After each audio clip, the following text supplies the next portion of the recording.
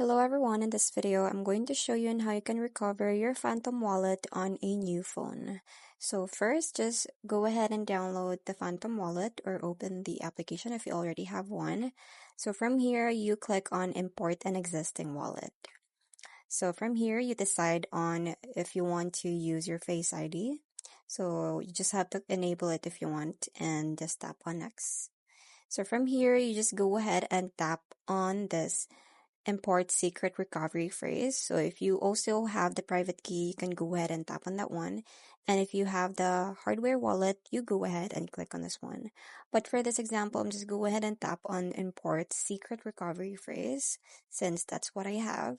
So from here, you just go ahead and type in here the 24-word secret recovery phrase that's in your old device. So you copy it and then you paste it in here. So just like that. And then just tap on import secret phrase right here. And then it will find your account. And then there you have it. Your account is already imported.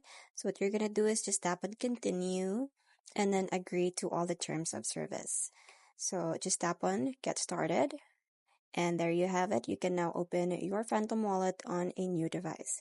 I hope you find this video helpful. Thank you for watching and I'll see you in my next one. Bye.